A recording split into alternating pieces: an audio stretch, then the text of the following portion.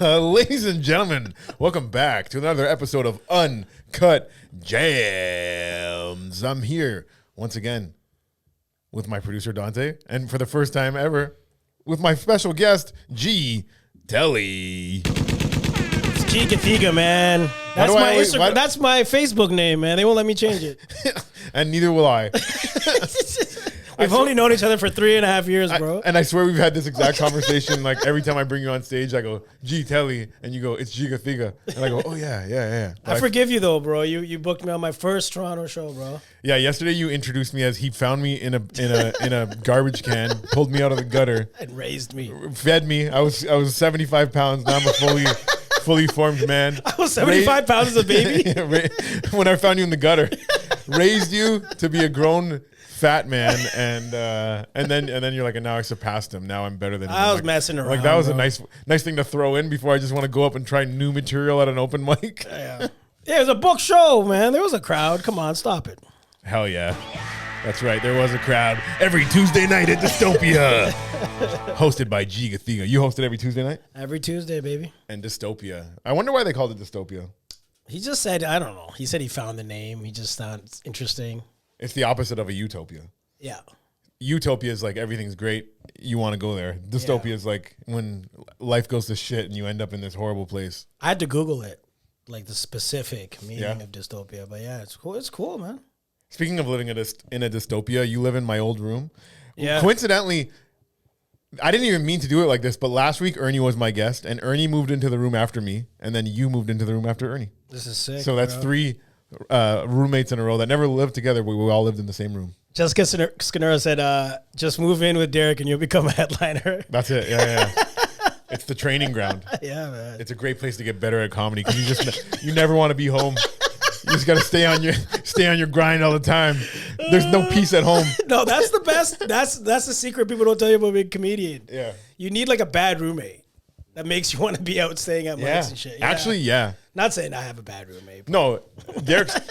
Shout out to Derek. He's a good comic too, and he's a fun guy. And the only reason that it was tough on me, and I only lasted a month. It's not like I went through like months of torture. Yeah. It's first of all, I'm just like low tolerance for not having peace in my life. So it's just like I moved in. He didn't have to work because he had just like, what do you call it when you get workers comp, but like EI. not a severance. Oh shit! When you finish doing a job and they give you like a payout for the next couple party months. time. So it was party time for him, but it wasn't party time for me. I was driving trucks at 5 a.m.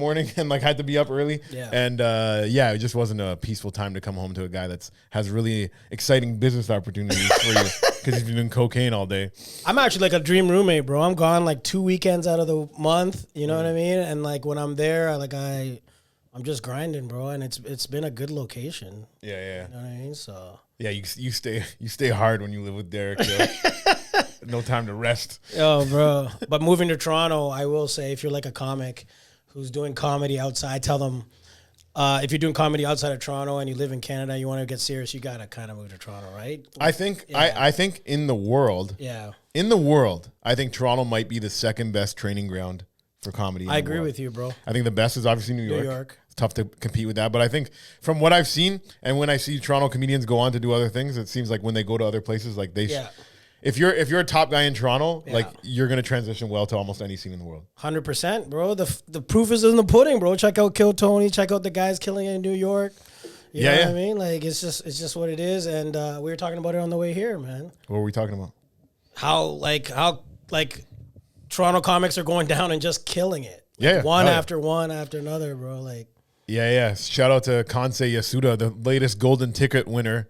Oh, he won? At Kill Tony. Yeah. Smashed it. Yo, don't you got the... I was honestly wishing in my head that I had like a Japanese sound effect, which I don't know what that would be. Like I know what a Chinese sound effect would be. Yeah. Like I know how to say... Yo. You know? Whoa, that was pretty good. Holy shit. Do it again. Yo. No, but the end part, That's the Japanese one? Yeah, it's like a drum. Nice. I know how to sound Japanese, but I don't know any words. Yeah. Oh yeah. That's the sound effect. It's always lifting. Congratulations, Kansei Yasuda. You make me very proud. You have disgraced your family. No, he made the family very proud. No, but I'm saying everything in like... No. No context slander on this podcast. That's Korean. I think now you're getting. Oh, I mix it up. The no was Japanese, but then the follow up was Korean. Oh man. Yeah. Everything in Japan and like Korean culture is so grandiose. I feel like it's like you've dishonored the family. You've got a B+. Like, Yeah, no, like, for real. There's a lot of pressure on Asians to get good grades. Not like us whites and blacks, huh? Yeah. We can be as stupid as long as we want. Yeah. Exactly. Was your parents pressure on you? Yeah. African kids get pressure. Bro, my African mom. gets good pressure. Well, I have a special situation where like my mom is all about education. Like my grandpa pushed her. She went to like the best school in Kenya. And then she just saw there's no other way out, bro. Like even when I started comedy, she was just like, "What is this?" And like she was just very confused. But now she's proud. She sees you Bro, making, she saw me. moves. Yeah, she saw me win an award, like London Entertainer of the Year. She came to the fucking the awards ceremony and like first time seeing me do comedy, and she was like, "Oh my god, he's actually." And like she'll still ask my friends, like if you came over to my house, like Jared Nathan came to my house in London, Ontario, cooked with my mom, Right. and she was like, "Is he good? Is he actually funny?" And people are like, "Yeah." Who was the people that were like, yeah? Like whoever she asked. Oh, It's a consensus. who's she asking? She was asking like other comics whenever they come Oh, over. there's other comics that come? Yeah. And then she's asking them, is that guy Yeah, is that guy is good? G like is my son Oh, actually G funny? good. Yeah. Gotcha. Okay. So that's she's funny. still in disbelief, like, Yeah. but she's kind of getting the hint of it now. You know what I mean? If I Yeah. haven't asked her for money in like 3 days, so My mom would never ask. That's funny. My mom would never ask if I'm good because she just assumes that I'm the best boy there is. see, you need negativity, bro. You need negative from an African mom. No. My mom's proud for no reason. No, but you know what it is with my mom? It's like talk shit in my face, but like so proud behind my back, which I love, right? She's telling her friends like he's killing it, you know? Yeah. There's a Drake song that says the opposite. That's why they smile in my face. Whole time they trying to take my place, but she doesn't smile in your face. And then whole time behind your back builds you up. But I will shout out my support system, my sister who's like helps me produce shows. Like it takes a village. I want to give you your flowers and say thank you, bro, for seeing me somewhere. You saw me like at Nothing Fancy or some shit. It's my first open mic in Toronto, and I don't know. I did? Yeah, you put me on. Yeah, I think I saw you at Tall Boys. First time I saw you. Oh, okay. And I don't even think we talked that day, but I just hit you up after. I was like, Yeah. that was funny stuff. And then that's why the lab is still a special place for me. Lab special place for you? Yeah. Oh, yeah. Lab always treats me nice. And I think. And then you helped me get into the corner. You're my dad, bro. You're the dad I never had. Well, you're making me proud, son. Thank you. Even though you're like, what, 10 years older than me? Maybe. Apparently the rumors in the seed, they're trying to make me 47. Wait, how old are you? I don't want to get into that. I'm early 40s, okay? Let's just leave it at that. 47-year-old. Yeah. Oh, man. Who's to decide when early becomes late in the 40s? You know what I mean? 49 is definitely late 40s, but I think you could say 47 is early. There's gender fluid and there's age fluid, by the way. And it's how I feel. It's how I feel, bro. What age do you identify as? I think, man, the white bros really fuck with me in comedy. Like 22-year-old white guys love my comedy, but so do 65-year-old like white women. So I've been blessed. Like I started out in London, Ontario, doing hick towns and doing white people. So I feel like one of my strengths in comedy is versatility. Yeah. Okay. You're very versatile. Now, you know how the age-old thing where they say they always try and put a black man in a dress? Yeah. If you got into the acting game, would you wear a dress? No. No? Because honestly, they do that to white comics, too. I know. Like Will Ferrell definitely wore a dress. Jim Carrey wore a dress. Like, I think if you're funny, they're just like, wear a dress. It's hilarious. I think, but I don't know, bro. They haven't put a bag in front of me. I could see you doing a Big Mama's House 5. Shut the fuck up. Yo, but bro, you would be a great Big Mama, and you know it. You know you'd make a good Big Mama. You know what scares me? I might go in a dress and like it. That's what scares me. It's like butt play. You know what I mean? Like it's not. I don't want to do it. It's like I might like it. No, but people say it's true. It's true. The worst part about getting your ass eaten is finding out you like it and then not being able to ask anyone else for it. And you're just on the streets asking for it. No, you can't even ask. It's just like all you can do is like subtly hint. Yeah. You know what I mean? What's it with girls trying though? Like always, I've noticed a lot of girls like testing. Lately, Oh, yeah. You know what I mean? Yeah. Doing experiments. I don't like. Oh yeah, I can't do no fingers up my butt. Yeah. And no, but they get you with the chode. They get you with that part. Oh yeah. I don't mind the threat. I don't mind the threat of it. I like the threat. I'm like, go on, threaten me. But like, I don't want. But if they ever get like too close to putting it, I'm like, no, get out of here, yo. Stop this. I believe in Jesus. Get out. devil, get out of my ass! You devil bitch! Do you think it's because of growing up in Brampton? I think the Wait, Caribbean. what? I think the Caribbean influence. Oh, bro. I'm too influenced by Caribbeans. Way too influenced by Caribbeans. It's ruined my life, probably. Yeah. Like the way I am towards women, I definitely got influenced by The way you the way I grew up with the way Jamaicans. you chit chat. Yeah, but I eat pussy, and Jamaican peoples don't like that. But I'll come out and say it. I do it. Real bad man. I love that. No, he's probably Ninja Man was probably. I was talking to a Jamaican guy and he goes, "Yo, don't believe them, man. They're lying. They're lying. A lot of them are lying, bro." About eating pussy? Yeah, of course. Yeah, one time I headlined a Jamaican show. Yeah. And there's a group of Jamaican women just dying at my jokes about eating pussy. And Yeah. like I said, I'm like, oh yeah, I heard I'm like, all the guys aren't laughing right now. Like this is a serious subject for them. Like they can't laugh at this stuff. I'm like, yeah, I hear they don't eat pussy, but I'm like, but I hear they're lying about it. And all the women started laughing. Yeah, of course. Yeah. Let's go to Jamaica and just eat pussy. There's probably a big shortage. We could be legends out there, you know what I mean? Just the shark. We'll even have like a name, bro. That would be like, okay, in some places of the world, that would be a cool thing to be like the king of eating pussy. But to do that in Jamaica, you're just like the biggest loser. You know? No one's gonna look at you and think you're a cool guy for that. Yo, they're like, there goes Nyam Man or whatever. Yeah. whatever. It's not yam pop. They would have a fucking they'd have an insulting. I don't care what other dudes think of me. It's what girls think of me, bro. They'd have a real insulting nickname for you too. I don't care, bro. Yeah. I'm ready to eat pussy. They'd call you Soon Lick. Yo, this man a lick pussy. Yo, you got a pretty good Jamaican accent, man. It's one of the only ones I can do. I wish I could do more accents, man. I can't even do an Irish accent that good. Yeah. How Irish are you? Like how many? Like my dad's born there, but like he didn't have an accent. My granny had a little accent because she was there for longer. Yeah. So he came over when he was a kid. Yeah. When I get around my Irish family, like there's certain phrases and stuff that I'll pick up. Yeah. But I'm not good at like just turning it into a sentence. Otherwise, I just sound like I'm trying to be like a leprechaun. Like I love Irish people, man. I feel like I was doing a show the other day at the corner, and like I was trying to say like there's an Irish family there, and I was like, "Yo, you're the black people of Europe," and they're like, "Yeah, yeah. we are." Hennessy? Technically, and when they came to America and everything, they would have signs that said no blacks, no Irish, no dogs. Yeah. So we were right down there with you. I think that's why we get along, bro. Yeah. I used to drink a lot with Irish people at just random pubs and shit. Oh, really? Yeah. On vacation, I always find Irish people. Like, I think you would do great in Ireland. Oh yeah. On stage. Yeah. Yeah. Have you done comedy in Ireland? I did it twice.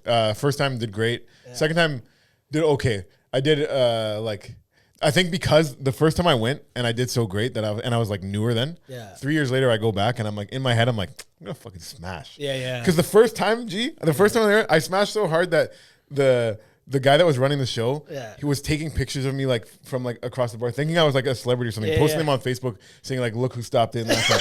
I was like a year into comedy, and I was like so gassed up. I'm like, this guy thinks I'm somebody. That's crazy. Yo. Look who stopped in, a UPS part timer. Yeah. So now 3 years go by, and I'm like, I'm way better now. I'm gonna smash him hard. So I went in thinking like, I'm gonna fucking kill. Yeah. And then I just had like a mid set. Like it wasn't bad, but it just wasn't like it wasn't a smash. No one thought I was a celebrity that day. Yeah. So like it was a very humbling experience. And then did a couple more shows out there and like they did fine, but I wouldn't say I was like king shit over there. They have some really good comics. I got a big superstition about that. Like anytime I've been like bigging myself up in front of people before a show, it hasn't gone well. So I don't do that shit. I'm going nervous. I go in like ready, but never assume how it's gonna go. It never really goes the way you think. Yeah, there's probably something about that in the Art of War. That sounds like a quote that would be in there. Yeah, it's never gonna go the way you think. No. Know your enemy. Art of War and the 12 laws of, is it 12 laws of power? I think there's 51. Those are 50 laws of power. Shit, I only got to 12. 48 laws of power. 48 laws of power. But there's I had an extra 3. There's 3 extra for white people you guys don't get to learn about. That's the privilege. There is a saying where it's like man makes a plan and then God laughs. You know what I mean? So it's like, you can do whatever, but it's true. Oh, but one thing I did want, speaking about God laughing, so me and you both attribute like our start in comedy to also having God intervene in our life. Yeah, it's like an interesting thing. I feel we don't go around trying to preach the word, but no, but it's like it's nice to tell the story. I mean, like Yeah, I don't really know your story. I saw you post a little something on your Instagram. I'm like, what? God got you in comedy too. I'm like, me too. Yeah. And for me, I think I've told the story, but long story short, I asked God for a new direction in life, and the same week I found comedy. What was your story? Mine wasn't as soon as it wasn't a week later, but it was very similar. It was I got on my knees like around COVID, where you had a lot of time just to sit and chill, and I was like, I need a direction, and then I don't know if it was like a feeling or something came in, but I was like, I'm gonna give comedy a shot, and so I moved back home. Right, I moved back home, and that's a big thing. That's why I keep going back to the support system. You don't do this alone, bro. Like you need family, you need friends like you need mentors, guys like Kenny Robinson. There's just been so many guys who've been good to me, bro. Hell yeah. You know what I mean? Yeah, man. It's nice when people help you. I feel like no one's helping me. No, but but it's all good. I don't mean that. There's definitely people that help me. So my God is like not specifically like I go to church or anything, but I've grounded everything in gratitude. And I think we've talked about and that. Oh my God. I've talked about it here and with you. Just I think the key to happiness in life is just being grateful. It's it really changes the game, because you can be bitter or down on life. Whenever, like you could always find something to be down on, but you can also always find something to be thankful for. Yeah. And if you can't, then it's time to kill yourself. Brought to you by Flow. Damn. Now they're definitely not going to sponsor us. But it's that shift in perspective. I was when you look back, you're like, well, I was being more negative than I even thought I was. Just complaining every day, and it becomes this echo chamber. Like you're at a smoke pit out at work or whatever, and everybody starts complaining about the boss, and then this guy complains, and it just becomes this. It amplifies, right? But you can also gratitude amplifies. So once you start being grateful, you start seeing gratitude everywhere, right? You start little things. Conversation at the bus stop with an old lady, and you see a little smile on her face, or you crack a joke, bro. All that matters, bro. All that matters. Yeah, when you started that off, I'm like, I thought you were gonna go off long, and I was in my mind, I was already picturing the clip that I'm gonna put some nice soft music under. Yeah. When you have a conversation with a lady at a bus stop. Yeah. And I thought that was gonna be I thought you were gonna really paint the picture there, and I was really excited. But it's. I will give you a quick story that I went. Me and Jeremy Dobsky went to Ottawa, and I had a good time. I had great sets, and then we went out after, and I was doing crowd work. That's who I am as a person. I'm not that different off stage. I'm always doing crowd work. I'm always talking to strangers. I feel like one of my strengths as a comedian is like familiarity quickly. I can become your friend pretty quick. Yeah. I think you're very good at that. For sure. But when I do crowd work, sometimes I ask like wild questions, and then if I go on a date with a girl, sometimes like I need to learn to like switch that off. I'm like, so you ever got cheated on? You ever get hit? See if we can get something fun out, and see if we can get a fun story out of that. I'm kind of torn because I want you to know I'm weird early, and I want you to accept it. It's like I don't want to fourth date in, and that's the thing. You know what I mean? Like the ones that like it, love it. Yeah. And then there's gonna be whatever more like 80% that are just like, this guy's weird. Yeah. But then the 20% are gonna be sucking your dick in the back seat after, and it's not even your car. That's what I'm talking about, bro. I think there's so when I'm learning in life, there's a lot of puzzle pieces that kind of fit, and then but you will find the puzzle piece that fits perfectly, or hopefully that's the plan, right? We try to force these pieces that are kind of close, but there is a piece out there, and sometimes I don't know. Sometimes you don't. I think I had to come to terms with like I might be single for the rest of my life. If you had to say your life was a puzzle, how many pieces is in that puzzle, do you think? Is it a complicated puzzle to put together? Or is it like I think we all like to think that we're more complicated than we are. You know what I mean? Maybe it's like 4 pieces. 4? No, it's got to be more than 4. Like, give yourself a little more credit than that. No, it's like, have you seen the hierarchy of needs? It's like this guy rates his life on like what? Social, his work, community. And so like it's just 4 main things, and when one is not doing well, he knows like to pour more into the other one. I think we complicated things. I think this is like 3 or 4 really important things in life, bro. I don't know how many pieces my puzzle has, but I know I lost a couple pieces. I'm gonna have to just color in the blanks. It's all those. Hope for the best. It's all that microdosing, bro. But the thing about getting down on your knees and asking God for help, pause. You know what I mean? Getting down on your knees, no homo and all that. But for some reason, when you get down on your knees and ask God for help, it does make a difference. Like if I pray in bed when I lie down. Yeah. And it's like, those are my, daily, thanks God for everything. Yeah. Hey, God, if you want to hook some things up, you know what I mean? Yeah. Sure. But like, I don't really ask God for much. I just mostly just be thankful, right? Yeah. But when you get down on your knees to ask God, you're like, God, this is like, I'm hurting right now. I need some help. And then God intervenes. Or maybe for those of you atheists out there, then an amazing coincidence happens and it's not God, whatever, but like something good happens, right? I think getting down on your knees versus lying down, like the fact that you're showing initiative to be like, okay, I'm not just going to lie down here and pray. I'm going to actually like get down on my knees uncomfortably and ask for help. Like there is something to it, whether it's the universe, whether it's God, whether it's just like, that's where your will has got you to, that you're like, I'm on my knees asking for help now. And then life changes. I never thought about it. That's very interesting. And I think it's maybe that submissive position of saying, giving it up. But getting in that position of like, hey, like this is kind of out of my hands. There is something bigger than me. Mm-hmm. Right? There is something bigger. I'm not no pause that. Bro. Yeah. But there is something bigger than me. And I think when you live life about me, that's when things become really anxious and really, right? It's like I'm only thinking about the past. I'm thinking about the future. And it's all about my past and my future. But when you think about something greater than yourself, gratitude, community, family, I think that's where things kind of come in perspective, right? When I was at my most depressed ever, Yeah. I would set an alarm 3 times a day to do these, because I Googled how to be happy. I Googled how to be happy, and this video came up. Yeah. And there's this guy that had different tips on how to be happy. And one of the things was to ask yourself these 5 questions that just you have to have a positive answer for. What do I like about life? What do I like about myself? Yeah. Whatever. Like, and there was a couple others, but one that I would do for myself, I would do like 4 of his, and then one that I made for myself is, what can I do today to make somebody else's day better? Yeah. And it really, like, it does make you happier. Like, to include, like, when you're saying, like, don't think about yourself all the time. Like, when you do something nice for someone else, it does help your own happiness. Like, it is nice to be a nice person. And there is ulterior motives of helping the community or whatever, because it does help you, but it's perfect. That's a perfect situation though, right?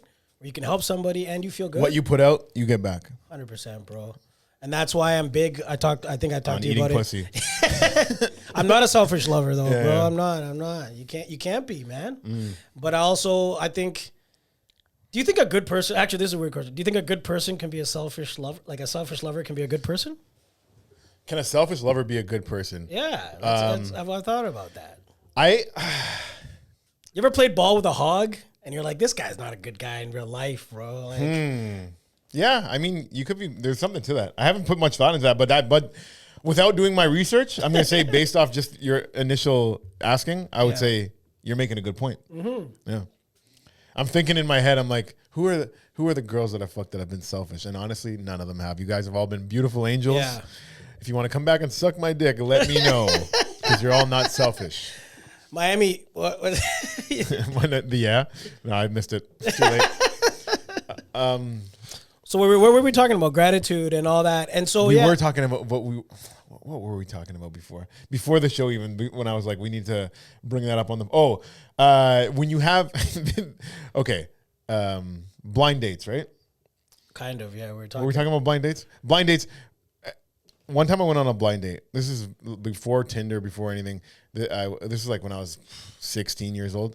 And you got set up when you're 16? 16, because my friend that I would play, sports outside of school. Like I play for my high school football team, but I also play for the city team. Yeah. I have a high school wrestling team, but I also had this thing called real amateur wrestling that was like, I did it since I was like in grade 7, like up into high school. So you'd meet other people from other high schools there, right? Yeah. So this girl that was on the team, she's like, oh, I want to hook you up with my friend. Yeah. This is back in the MSN days. Okay. And her MSN display picture was fire. Oh, bro. It was fire. I was like, this girl's so hot. Oh. And if you don't know about MSN, I wish I could give these kids a feeling of MSN. Oh my God, yeah. Well, you want a feeling of MSN? It's the DMs, but it's the DMs before. It's not the same. It's not the same. Yeah. Oh, you weren't around for it. You weren't around for MSN. Yeah, I was. How old are you? I'm 27. So you were super young. You got the tail end of it. You got the tail end, yeah. I didn't even have a computer in my house. I had to go to my friend's house to use MSN. Okay. But anyways, so we set up this double date. It's supposed to be me, her friend, and me and my buddy. Yeah. We go there. The girl that I'm meeting on a date shows up, but then she didn't bring a friend from her friend. So and then when we show up, she also doesn't look anything like her picture. Oh man. Like not to be mean to women, but she wasn't one of your best. So she catfished. The MSN picture was like fire girl, and then in person was like, oh man, I went to my buddy. I'm like, I've never met this girl in person. Like, don't judge me. You know what's bad to deny to your friends. I'm like, first of all, don't judge me, but also she doesn't have a friend for you. So now you're just gonna be oh my God. sitting in front of us at a movie theater kind of thing. Like it was a weird scenario altogether. Yeah. And we watched Coach Carter. Okay. And at the end of the movie, she's just like, "You're not gonna kiss me," and I was just like, "You know what? Fuck it." Just made out with her just because I'm like just to be nice. Coach Carter. Yeah, made out in Coach Carter. While Samuel L. Jackson gave an impassioned speech. Fuck. It's never the hot ones that are like, "Oh, you're not gonna kiss me." Yep, they're the ones that's like, "Why are you kissing me right now? Why are you trying to kiss me right now? You're making a move right now." It's like, yeah, you're hot. What the hell? Yeah. I think it's important to go for the kiss on the first date. Really? Yeah. Man, I'm such a pussy going for anything. Yeah. The first date, I don't know. Because then you're in limbo, like we talked about. You're like, does she even like me like that? True. You know what I mean? Like we just went out on a friend date. When's a good time to plant the first kiss? I do the stare, so just get her in front of her for a little bit. You'll kind of get that sense. Right? Yeah. Like you're talking the whole time, and then eventually you just shut up for 15 seconds, and you're like, she's like, what? This is a change of momentum right now. Yeah. My favorite moment is when you're back at the crib after the first or second date, and she's just like, and literally, have you got this before? Yeah, I don't usually do this, and it's like hilarious because you've seen it in movies and stuff so many times. No, you know what line I like is when they go, "No, I'm not ready to have sex, but like I guess I could just suck your dick." You ever get that one? That one is like so nice because it's like, okay. I'm like, oh, I guess I'll settle for a blowjob. Yeah, you know what I mean? I'm like, and in my head, I'm like, this is great because now I'm like, she's gonna suck my dick. No pressure on me to perform. I can tell you something? I can just enjoy, and then there's a reason to come back and have sex. And usually, if she's like, I gotta come back and get mine. I'm like, but no usually problem. Usually, what happens is if they do that, then sometimes it leads into sex, anyways, right? And that's the problem with that? No, that's a good thing. So yeah, it's fine. Yeah. Either way. It's win-win, as they Can I tell you something weird? I'm releasing. It wasn't a big blowjob. Like let's get to business. Really, eh? Yeah. Yeah, I love blowjobs. Because I have so much empathy. Like my boys telling me the other day, oh, she gave me a 40-minute blowjob. I felt bad for a girl. Like 40-minute blowjob, bro? Oh man, I think like those girls are artists, yo. I'm like, I really like this is what we were talking about before the show. I didn't even mean to talk about the blind date thing, but it led there anyways because God is good. But what we were talking about is girls that are like pride themselves in sucking dick. Oh man, are literal angels on earth, and I do look at, like sometimes I've looked down at them and I'm like see them putting on a good show, and I really am thinking I'm like you're an angel and you're an artist, and I appreciate the art that you're making right now. Oh, it's beautiful, man. I love girls that love sex. You know what I mean? And so if you love something, you're gonna practice and craft it. You know if you love something, you'll feel like you never worked a day in your life. Oh, 100%. You ever got a handcrafted hand job? If you love your blowjob, it doesn't even feel like a job. Bro, you ever got a handcrafted blowjob specifically for your dick? Handcrafted? It was explain. Break that down. I don't know. I got a hand job from one girl. Like, I hated hand jobs. I was anti-hand job until I got one from this girl who gave it better than I could do it. I don't know. She just was in tune. I don't know. Yeah, there's not many girls that are just good a savant. I've never been even asking a girl to like, hey, give me a hand job. You know what I mean? Like, can we run a hand job for a little bit? Because you know, if you like fuck for a little, you're like, you know, suck my dick for a little. You know, one way or another. But I'm never like stop fucking and be like, you want to just give me a hand job for a little bit? No. Give me a 5-minute hand job. But like, there are certain situations where hand jobs are wild. Like if you're on a plane or something. Oh yeah. And you got the blanket over. That's fun. Yeah, you know, something like that. But like seeing a hand job in the wild, that's not. Or seeing a hand job in the wild? Like getting one on a plane is good, but getting one in at home when it's private, like come on, I don't want a hand job. Yeah. Unless they were like really like you said, like do a handcrafted, like specific, like they actually like put their heart and soul into it. It's not like you just yeah. You know what I mean? They're actually like a hand job is in comedy terms is like doing a knock joke on stage. You know what I mean? It might work, but it's really good. It has to be really good. You know what I mean? It can't just be your run of the mill knock joke. That's to knock you off not your socks off jokes. Yo, but I'm obsessed with this. Are you obsessed with comedy? I think you are. Yeah. I have I'm addicted to it for sure. Yeah, I'm obsessed with it. And so the last time I screwed a girl, I met her at her show, and we've been seeing each other. So I try to be funny. You ever been trying to be funny? So after we finish, have I ever tried to be funny? No, in sex. During you're sex. on Uncut Jams. No, but like in sex. So after we finish, sex being funny. Yeah. No. So after we finish, I go, "That's my time. I'm G. Think have a good night." She goes, "You're a fucking idiot. Stop." That's funny. That's funny. That's hilarious. Thanks for being here tonight, guys. I have a joke about how it's going so bad. You start doing crowd work on the girl. Yeah. What's a question that you'd ask? I think the joke is stupid. I don't even think I'd tell her, but it's like, hey, do you come here often and stuff? Like just dumb crowd work. And then she's like, well, yeah, but this amateur night, I guess. That's funny. That's funny. Yeah. Yeah. We were saying in that room, I never had sex in that room. I only lived there a month. Ernie never had sex in that room. Yeah. And the curse was handed off to you. Bro, it took like a year. A year before you had sex in that room. But in that year, I did some of my best work comedically, though. Yeah. I was locked in, bro. This room, to paint a picture for it, it's so small that there's a bed and a dresser, and you have to like tiptoe your way out of the room. Like it's a tight quarters in there. Yeah. Unless did you get a new bed to make it a little smaller in there? No, I love that bed. Oh my god. The bed takes up like the whole room. It's so comfy. But girls have said it's comfortable. That's a good It is a comfortable bed. Yeah. Is it the same bed? It's Ernie's. I don't know.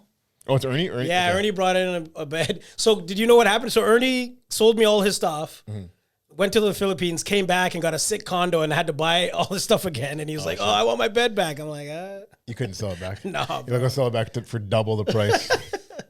But yeah, it's been good, man. It's been good. Yeah, and we were one interesting thing about me and you. We have the coincidence of, or not the coincidence, the similarity of both asking God for help in comedy. We also have the similarity of normally dating outside of our race. I always date brown or black girls, and you always date white girls. But you just got introduced to black women, and you said it's changed your life, or what? It kind of changed. Yo, bro, I'm off the white women. You know how crazy it was? I went to Windsor and a comic was like, hey, G, I heard the rumors that you're off white women. I heard you have a black girlfriend. And I'm like, yeah, how did you hear this? That's how bad. Yeah. But here's the thing, like the pumpkin spice latte tour and all the single mother shit, I just leaned into it, right? I'm from London, Ontario, of course. Yeah, what about the first 40 years? you got that one tour that you're like, you based your whole personality around it. You definitely liked white girls before that. Yeah, but I grew up in London, Ontario, around a ton of white girls. And I grew up in Brampton around brown girls. So. And then when I got to Toronto, my eyes opened up and I had more opportunities to be with colored girls. And what would you say is better about black girls? I think just understand culturally. Just understanding shit, right? Like music and I just think they're hotter and have better personalities. I did start looking down on people like black guys with white girls. I was like walking around with my chin up. Oh yeah, I do that too. When I have a black girl, I look at black guys with white girls. I'm like, you're embarrassment. Black queens forever, snow bunnies never. I get on my Dr. Umar shit. But I always hear him talking about like black men need to date black women, right? But I never heard him talk about black women need to date black men. But then I was looking at one of his interviews today, and he says if a black woman fucks a white man, he'll never be with her. Yeah, for real. Like it rules. He's like, I can't entertain a black woman that's had a white man inside of her. Oh, for real. Yeah. So I'm out there ruining Dr. Umar's. Dr. Umar's downfall is gonna be epic when he gets caught with a snow bunny. It's over, bro. Oh yeah. That'd be tough. It's over. On the Drewski show, Couldabeenlove. Yeah. Shout out that show because it's fun. Dr. Umar was a guest on one of the episodes, and Drewski's trying to like find out if he's ever fucked somebody outside of his race, and he did. He said he fucked a Puerto Rican girl once, but it was Afro-Puerto Rican. Afro-Puerto Rican. So he's like, it doesn't count. It's like, it ain't the country, it's the culture, or it's the skin, or whatever. He always repeats everything too. You notice that?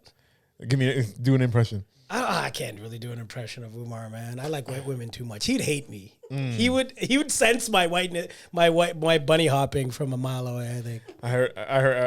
Just because I watched it today, I'm trying to think. What did you say? Because a black woman wants a finished product, and a white snow bunny will invest in a black man while he's on his way up, and that's why he's breaking down why this is happening. Yeah, like, we need black women to invest in the black man earlier. Bro, he's got quotes. He's got lots of quotes. Hit us with a Dr. Umar quote. I think isn't it Black Queens Forever? Snow Bunnies Never, yeah. So Snow Bunnies Never, man. I'm putting that on a t-shirt, sell it myself. no. Do you have any merch? I do have my buttons right here. Yeah. One that says "I'm just doing my best." Oh, nice. This is and that's speaking about my mom being proud of me. This comes from a conversation / joke that I have about her because she brags about me to her friends, and I'm like, I don't have any job, I don't have any money. She's like, you're just out there doing your best. I've heard that so joke. That's my. I'm just and it's doing in my Sharpie. Best. This is not your best. What is this? It looks like it. You just. That's funny. It's like you could have done better than that. Why is the best just black That's writing? irony. I think that's ironic, right? Honestly, didn't intend it that way, but sure, I am ironic. I'm just an ironic guy. That's dope, man. Yeah. So are you swearing off white women forever? No. Is this breaking news on the podcast? Hell no.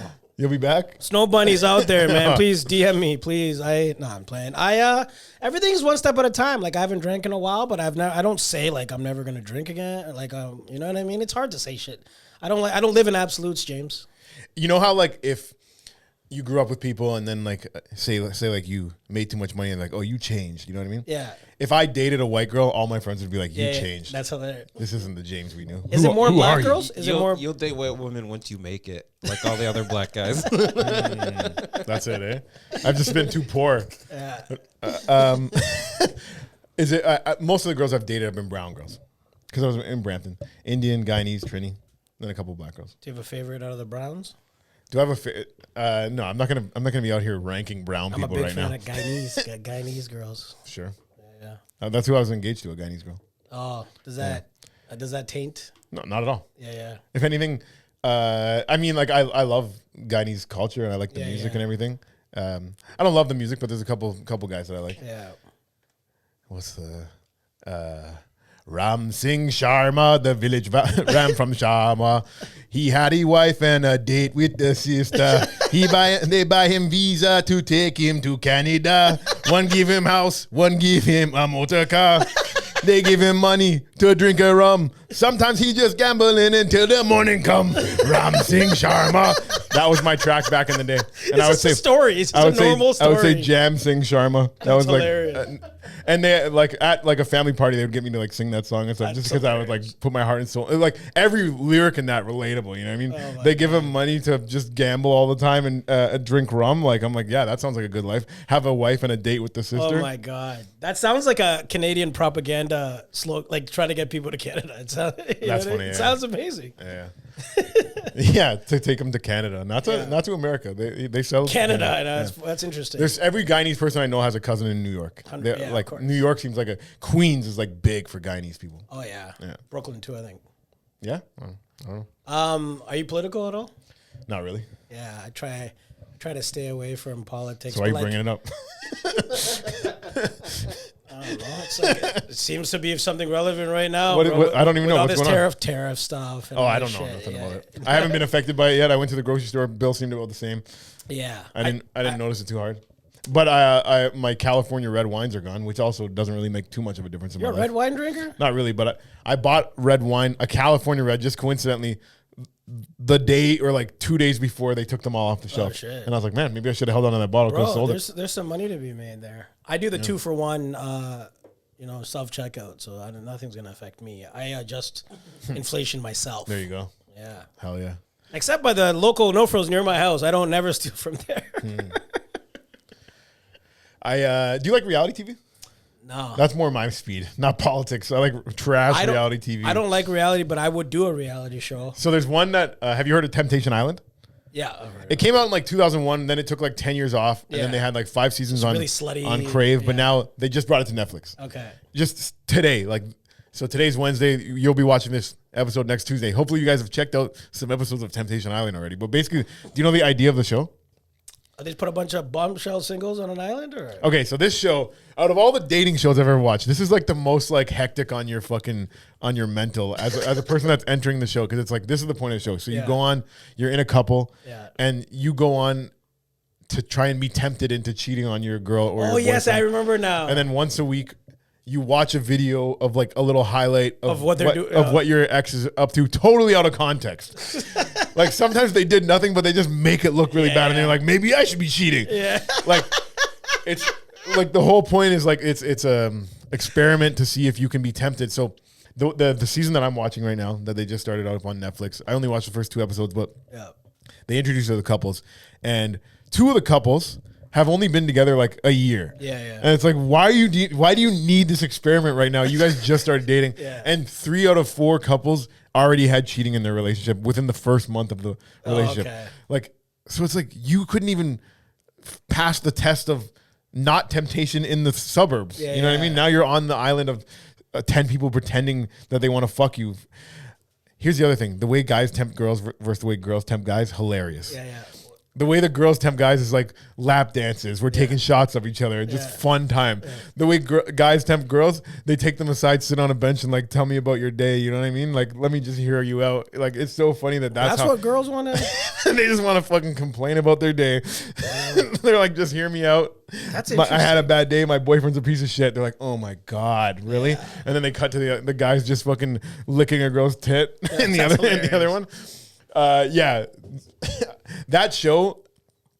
I think like also like if you go on as a guy and you just want like some guys just go on intending to cheat. Yeah, yeah. Like one guy, his first day, he hasn't even like built any rapport with these girls, and they're like, "Oh yeah, what do you think the problem is in your relationship?" kind of thing, and he's like, "She's great in every way, just like sexually, like I love threesomes," and she doesn't want to have threesomes, and it's just like. So you can just tell he's just planting the seed to be like, hey, if you 2 want to have a threesome, that's what's gonna make me break. So and like. The producers are probably like, okay, somebody has to get him to have a threesome. That's a genius. That's how we're gonna make him break. This guy's a genius. But the way they show things out of context, so I love this shit. Like this is one of my favorite reality shows. And there's one in the you watch Love Is Blind. Love Is Blind's good too, but this one's this one's just drama on steroids. Like this one, Love Is Blind is like there's a little drama here and there. Temptation Island is just like we're gonna ruin these people's lives, and there might be one couple that makes it through. You know what I mean? Yeah. So there's one where. This guy came on. He had been with his girl since like high school, like 7 years, been a while, and he cheated on her like when he was like in high school. So now they're like, there's been 5 years since he hasn't cheated, but she still like doesn't trust him because of that. Because it's like she never 5 years. She never got over it, right? What can we do as men to build back 5 years? So they go on the show, and it's to test him. Yeah, he's like, I want to prove that I can be a good guy, right? Yeah. So they go on, and the first night, she gets fucked by another guy. By the biggest black guy in the house. Oh my goodness! And the boyfriend's black too, so it's not it's not just about that. But I it was like how you left the suspense. But it was like he was the biggest black guy. Like he was a beast among men. You know what I mean? Just fucking brolic in there, yo. Yeah. And so then they show the clip. He's like. He's just good the whole week, you know what I mean? Yeah. And then they show his girl first night get fucked, and all the guys are just like, bro, like 'cause it's 4 guys, and they all like are on their side of the island. 4 girls are on their side of the island. I've never seen male bonding like I have on this show, where it's 4 guys having to watch their girlfriends cheat or almost cheat, and they just have to be there for each other. These guys that you just met, and they're just like. They're just there for each other. It's like the most vulnerable shit I've ever seen out of men in a nice way. Is the guy that fucked the girl also there with the guy trying to console him? No. So you got okay. So you have the couples. There's 4 couples. So the 4 girls go to one side of the island, and then there's like 10 sexy singles that try and tempt them. Yeah. And then the 4 guys are with 10 sexy single girls that want to tempt them. That's sick. And some of the times, okay, so that one you're seeing something actually go wrong. One of the guys. He didn't even do anything wrong. What he did was he kept turning out. The girl wanted to like do more with him, and he kept going, no, I have a girlfriend. I didn't come here to do anything physical. Yeah. She's like, he's not even trying to do the experiment. Like she's getting mad. Like the tempter's getting mad. She caught feeling for him. She got mad. And then she goes in like the confessional booth, and she's like, you need to leave him right away. He's not a good guy, kind of thing. And they show her that clip. That's wild. And she's like, whatever she's saying, he must have did something bad. Oh my God. Even though it was about him hurting her feelings, turning her down. So then she gets fucked. Of course. So if you want to watch men have a hard time, watch season 2 of Temptation Island on Crave. It was like I reached the guy whose girlfriend got fucked on the first night. Yeah. He didn't even turn and like say like I'm gonna go be a cheater now. He's like I guess she had to get her revenge kind of thing. Like he took it on the chin like a champ. And then he went back. Didn't go around fucking other girls or anything, but then as the season went on, he like watched her do more stuff, and he's like, okay, I guess this thing is done. Yeah. But I reached out to him on Instagram. I DM'd him. I DM'd him, and I'm like, yo, Rick, man, I really like the way you carried yourself on Temptation Island. That was some tough shit, yo. He didn't respond. I was like, you want to come on the podcast? That's hilarious. This is back actually probably like 2020 because I remember I was doing my like Instagram live talk show. I'm like, you want to come on Instagram? You DM'd Rick? Yeah, I'm Rick LaFleur. That's a low. Good name, yo, Rick LaFleur. Yeah. That's wild. I love how like male support is so simple. It's like, yeah, man, she's for the streets. Like that's, buddy.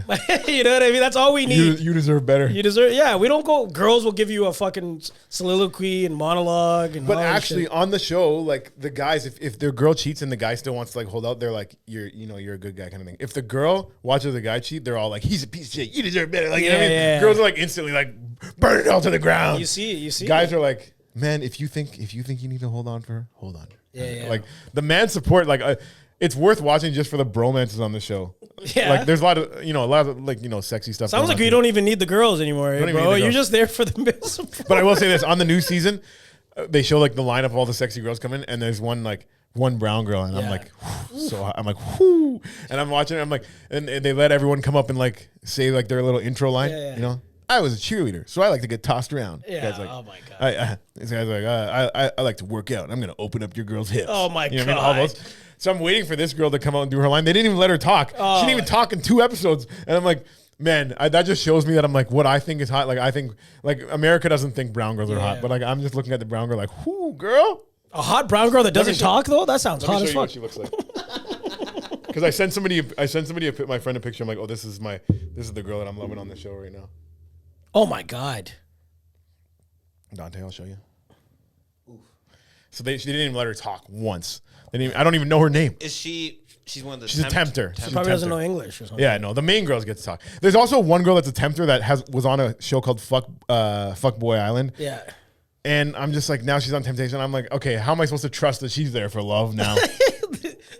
You trust that they were there for love? Well, no, definitely not. Half these girls are prostitutes. They're there to fuck. Damn, yeah, I mean, they have to be like prostitutes. But when the guys, because the guys have to trick a girl into thinking like, I'm going to care about you forever. Yeah. The girls are like, I'm going to tempt you into fucking me. Yeah. The guys is like, I'm going to try and fuck you, and by doing that, by me trying to fuck you, I'm going to try and make you think that I'm going to be a good boyfriend.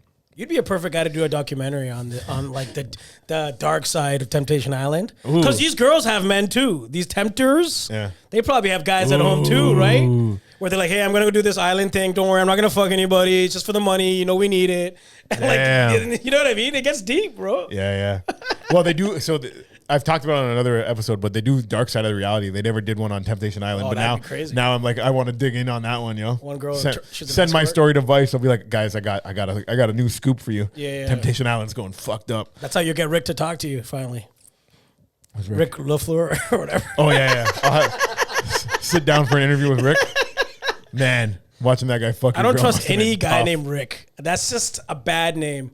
Guys named end with like Ricky, Bobby, anything with a Y and you're over 40, not good, bro. I think she was like talking about how like he tore it up too. You know what I mean? Yeah, Rick. Like, no, the guy that fucked her. Like, the big in the clip, being like, "Oh man, you're so much bigger than my boy." Like watching that in front of 3 of your boys. Oh my God, heartbreaking. It was like like women that want to just see men hurt. Watch season 2. Yeah. Temptation Island on Crave. You know what would hurt if you're a pretty big boy, but he's just bigger, and now the whole world thinks you're a small guy, and you got to prove it now. Like you're just dick settled. No, yeah. No, my dick when it's soft, it's nothing to throw around, but when it's hard, I take it out. I heard a good saying, man. If she likes you, it's gonna be big to her. I know. You know what I mean? The amount of times girls have told me that like my dick is perfect. I'm like, it's not perfect. Yeah, we don't want to hear perfect. You know how I know it's not? Because like if we stop fucking and I try and come back a year later and I say like, hey, let's just fuck again, they're just like, you can't just do that. And I'm like, well, I guess my dick wasn't perfect then. Oh man. Because my company was perfect. I have a theory. I think I tell him my joke. I'm like, don't tell a guy his dick is small. It's not gonna get bigger. Tell him it's big. At least it might get bigger. Confidence. Fill it with confidence. Oh, definitely. Confidence is huge. Confidence is huge. Yeah. You know what I mean? Yeah. For years, I actually thought my dick was like crazy, like in a good way. Yeah. Like, somebody filled you with some false confidence? My first like 5 to 7 years of fucking, like so much confidence. Like every girl was like, just tell me great things.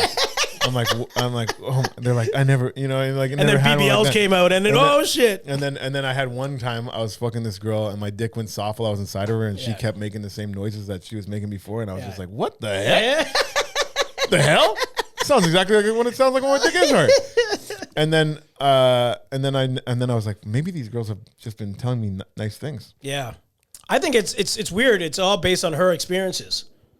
So like this girl could have like 3 big ones in a row and whatever, or the girls have 7 small ones in a row, and you're fucking Godzilla now, and you're just an average. How many girls have you told they have the best pussy?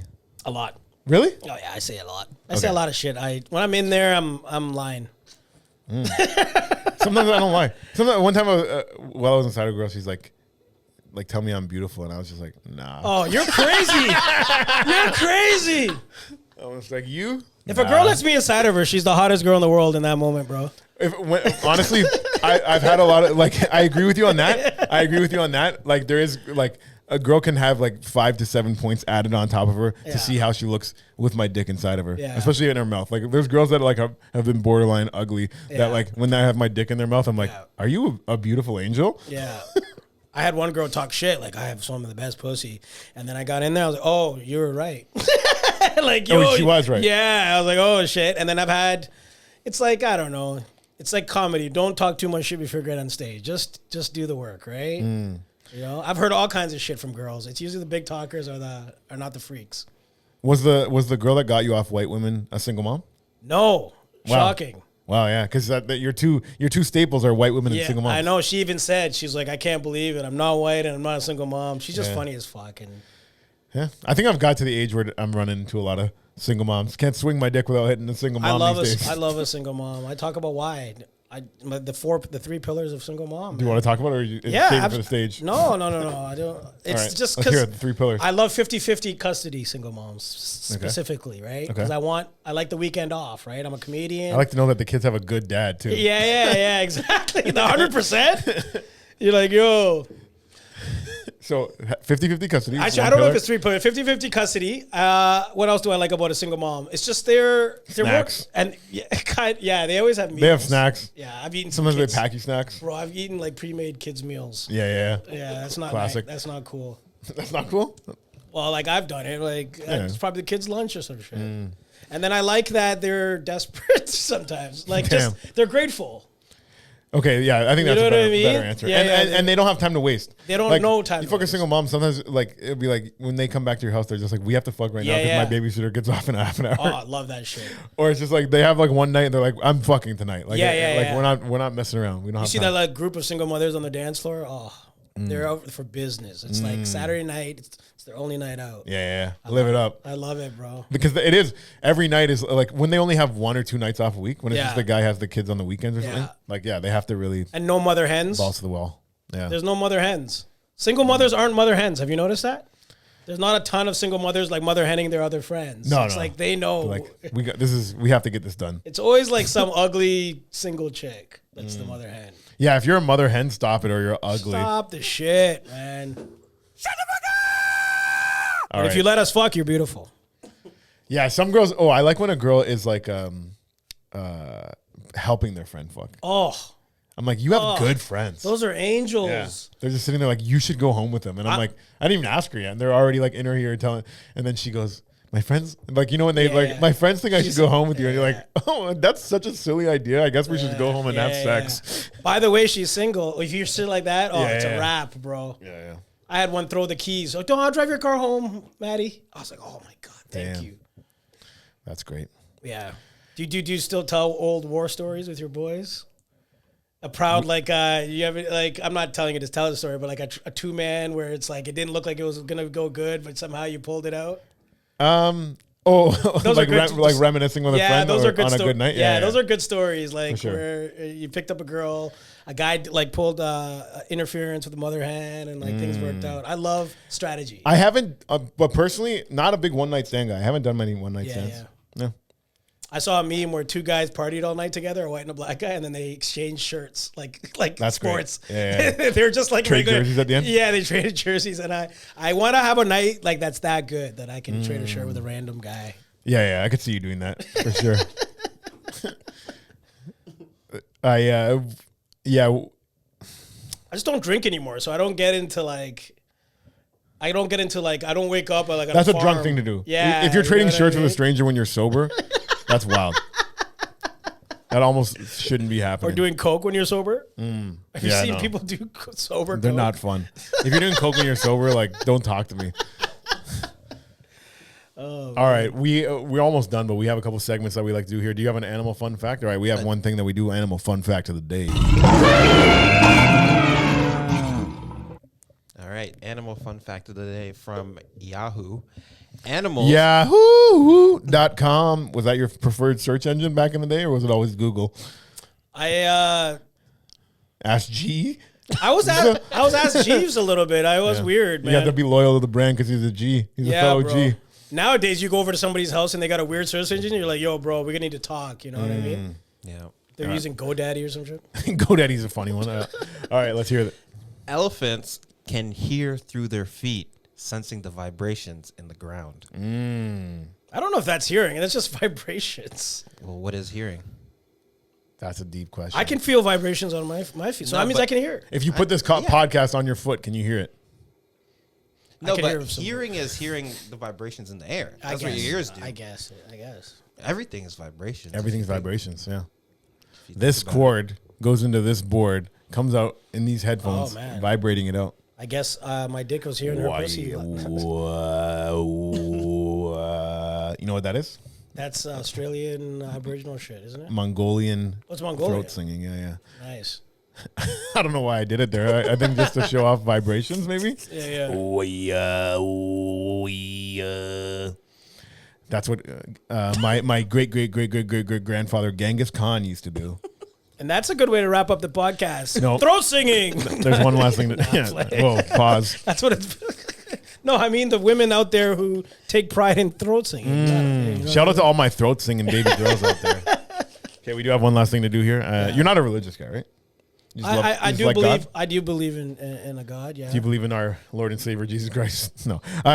You just believe in a God, right? Yeah. Did you grow up a religion? So my mom was super religious, so I grew up going to church. I went to Catholic school. Catholic, okay. Yeah. This is a Catholic Bible. What we do here, we just turn to a random page in the Bible and see if God has a message for us. And there's been a couple of times where the message is exactly like something that we were talking about throughout the show. So you're telling me God's not real? How does that happen all the time?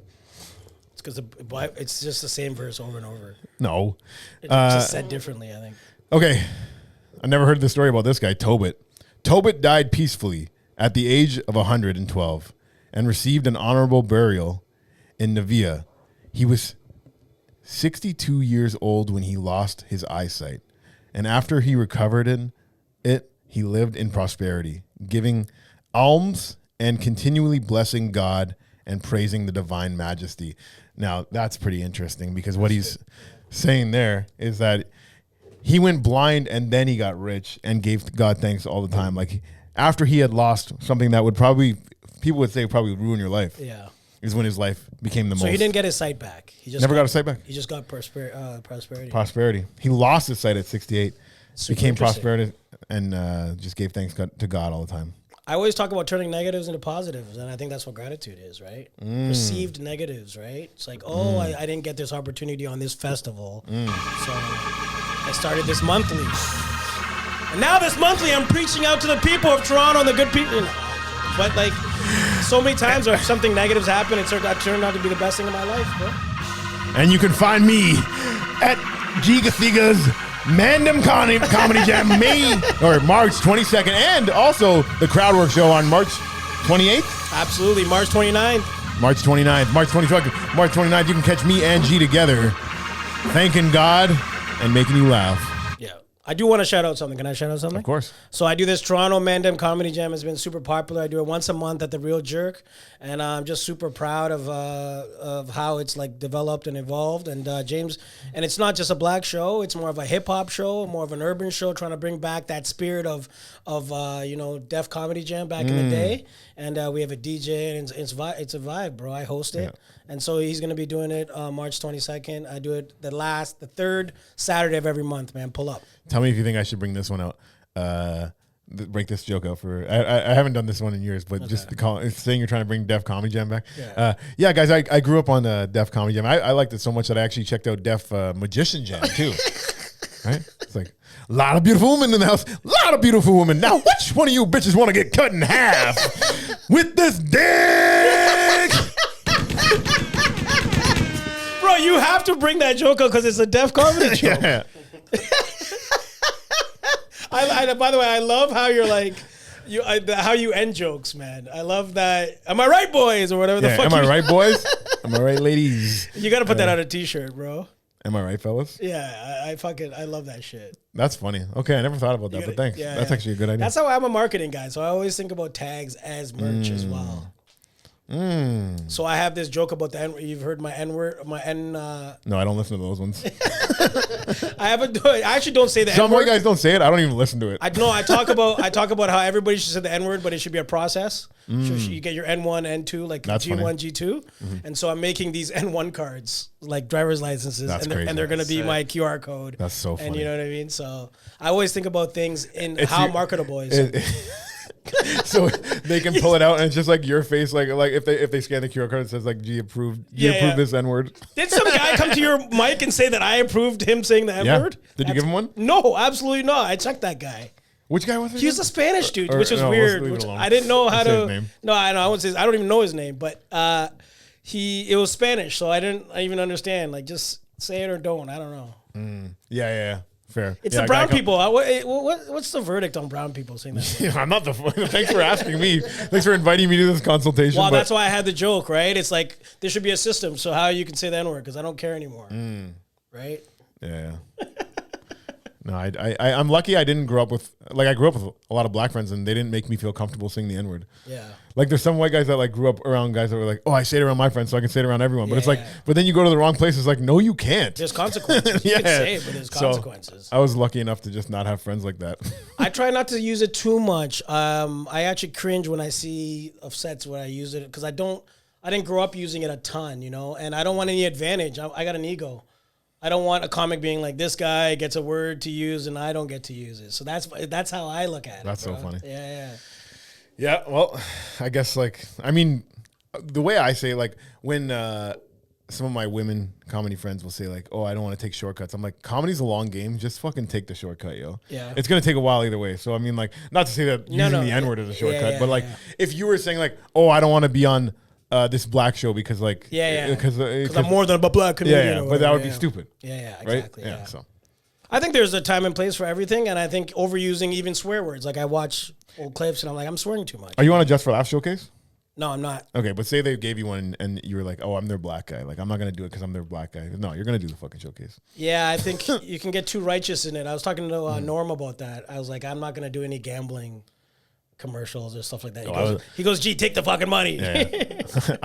I'm trying to do gambling commercials. Yeah. I'm face shouting of them out gambling. already. I actually, like, years, so before comedy, I had a podcast, like, where I would do my Jam Easy Pickins. Like, that Jam Easy Pickins thing is before comedy. Yeah. And I just would release it on SoundCloud. And at the time, DraftKings was still new. Yeah. And they gave me a promo code, like, just Jam 10 or whatever, right? But then I didn't do it for a couple of years. Then I did comedy, and then I brought it back. And then I reached out to them again. I was like, can I get another promo code? And they're like, you're not, like they're too big for me now. You know what I mean? They're like, we don't need your little pissant fucking podcast promoting our shit. We have massive, followings now. So fair enough. They'll be back. Yeah. I bet you.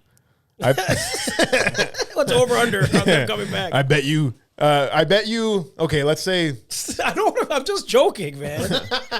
This guy's a degenerate, bro. I was gonna say by 2027. So give me a year. Yeah.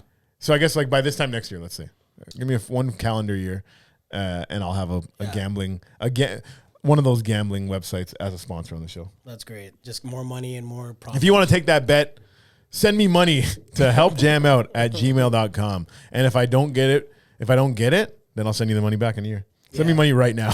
helpjamout@gmail.com. That's HELPJAMOUT@gmail.com. You got to give them a jingle and they make them remember. Is that how it goes? Celino and Barnes. You can follow me at PoppyGTV. Yeah. Hell yeah. On Instagram. Dante, shout your shit out. You could follow me online at Shedante, CHEZDANTE. Follow your boy. Hell yeah. Thanks for listening. And you can follow me at James Come On Now if you're not already doing it. James, come on now. All right. Peace.